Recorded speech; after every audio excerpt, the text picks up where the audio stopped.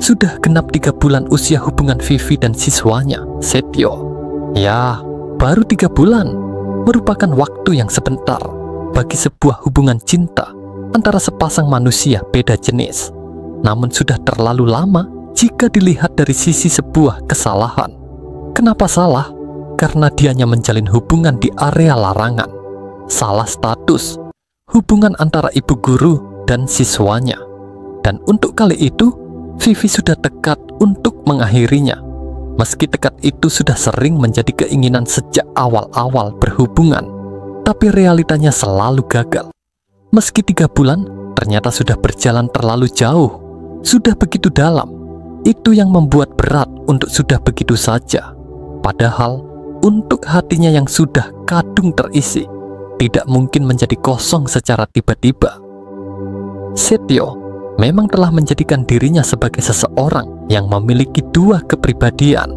Satu sisi menjadi seorang guru yang selalu mengajarkan siswanya untuk selalu hidup dalam aturan normal agama.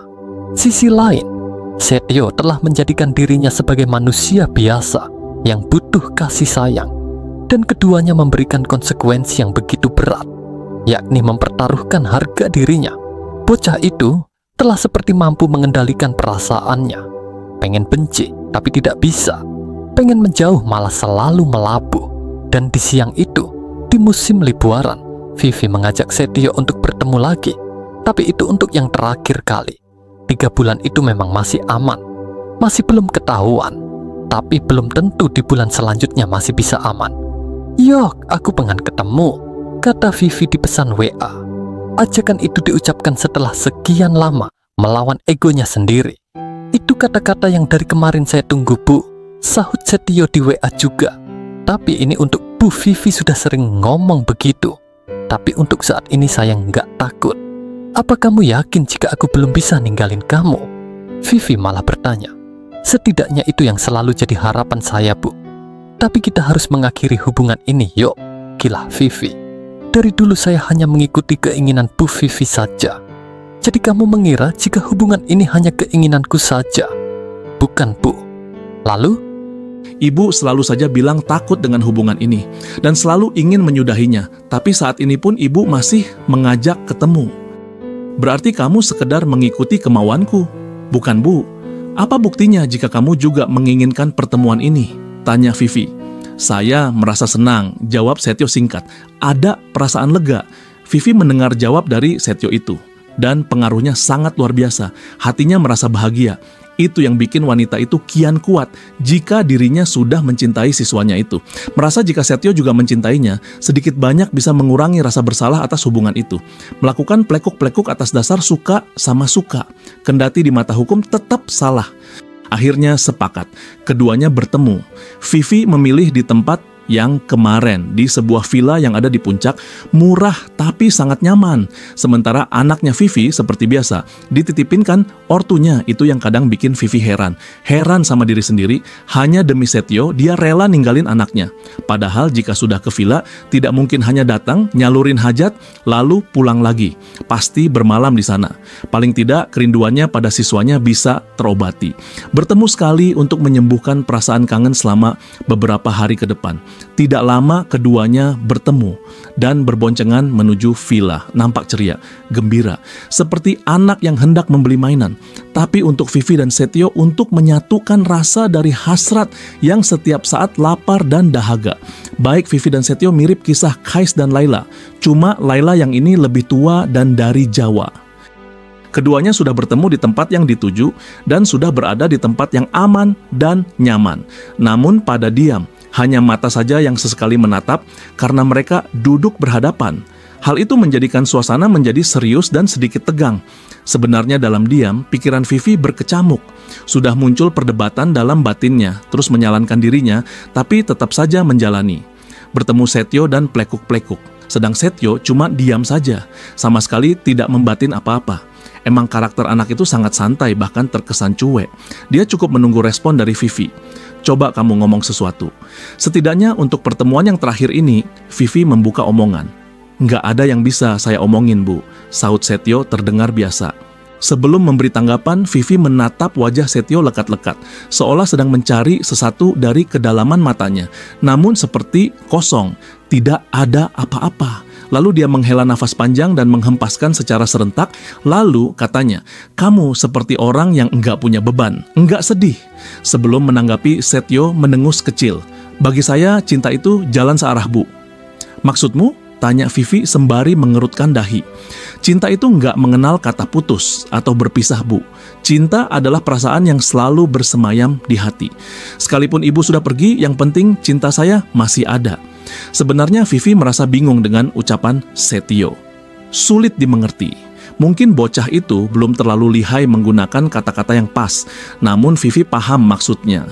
Dan mau mengakui atau tidak, ucapan Setio justru lebih bijaksana dan lebih dewasa. Hingga secara perlahan wanita cantik itu mulai mengerti sifat dan karakter siswanya. Biar banyak diam dan selalu menghadapi keadaan tanpa tanggapan, nyatanya dia bukan bocah biasa. "Masuk yuk," kata Setio mengajak. "Ntar saja, aku masih pengen ngobrol," sahut Vivi seraya, meraih jemari Setio dan menggenggamnya. "Bukankah lebih enak ngobrol di dalam?" kata Setio lagi. "Kalau sudah di dalam nggak mungkin bisa ngobrol," tumpal Vivi.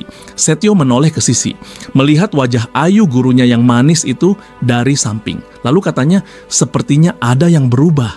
"Siapa?" tanya Vivi juga menatap muridnya dengan ekspresi heran. "Ibu, biasanya selalu ngajak masuk dan seperti nggak mau membuang-buang waktu." Keadaan hati yang selalu membuat berubah Yok. Emangnya keadaan hati ibu seperti apa? Seperti ruangan yang gelap tanpa ada cahaya sedikit pun. Dan kegelapan itu seperti membentuk gumpalan-gumpalan monster yang menakutkan. Bu Vivi terlalu suka terbawa perasaan yang sebenarnya belum terjadi. Ucap Setio terdengar lunak, tapi mampu memuat Vivi tercekat dan nanar menatap Setio.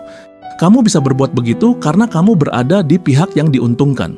"Kenapa Bu Vivi bilang begitu?" tanya Setio. "Kamu masih di bawah umur, itu keuntunganmu." Sebelum bicara, Setio menghela menarik nafas panjang-panjang, lalu menghempaskan secara perlahan. Baru dia ngomong, "Bu, andaikan puncak gunung itu bisa berjalan dan berpindah tempat, maka kita yang melihatnya pun akan sulit mempercayainya." "Apa maksudmu?" tanya Vivi. "Untuk apa saya menceritakan keadaan hati yang sebenarnya jika ibu tidak pernah menganggap?" Ibu hanya membesarkan kalimat, "Saya berada pada posisi yang menguntungkan karena masih bocah, masih di bawah umur." Apa umur selalu menjadi batasan untuk seorang bocah seperti saya, sampai nggak boleh punya pikiran orang dewasa dalam mempertahankan sebuah perasaan? "Tapi aku terlalu takut jika semua ini ketahuan, Yok," ucap Vivi dengan nada suara terdengar parau. Kedua kelopak matanya sudah berkaca-kaca. "Bu," kata Setio seraya mengangkat satu tangan dan meletakkan di bahu Vivi, "jika perasaan takut itu manusiawi, maka saya enggak akan pernah menyalahkan ibu. Tapi sebagai wanita dewasa, pasti ibu sudah mampu menahan dan menyimpannya. Kalau ibu bersikap seperti itu terus, maka saya enggak akan punya dukungan untuk mempertahankan hubungan ini." Mendengar ucapan Setio, Vivi seperti terbangun dari tidur. Dia seperti mendapatkan kesadarannya kembali. "Benar," kata Setio. Dirinya selalu menampakkan perasaan takut dan cemas yang berlebihan, padahal Setio punya harapan kuat untuk mempertahankan hubungannya. Meski itu terkesan mustahil, namun Vivi tidak harus menggembosi dengan sikapnya. Mestinya mendukung dan memberi semangat. Vivi merasa haru dan kagum dengan sikap Setio. Lalu dia mendekap siswanya dan menumpahkan air matanya di sana. Setio sebenarnya mau melarang karena tempatnya tidak memungkinkan.